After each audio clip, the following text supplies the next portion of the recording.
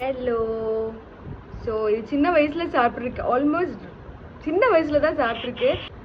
இது வந்து tea and முறுக்கு எவ்வளோ நல்லா இருக்கும் தெரியுமா? Very nice combination.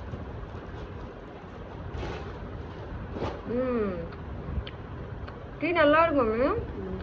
நீங்கள் தான் வச்சுருக்கீங்களா டீ?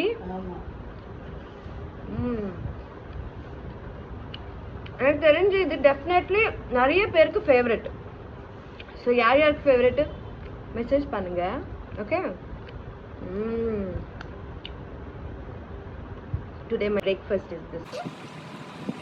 என் அம்மா நல்லா நிறைய முறுக்கு செஞ்சுட்டு டப்பாவில் வைப்பாங்க.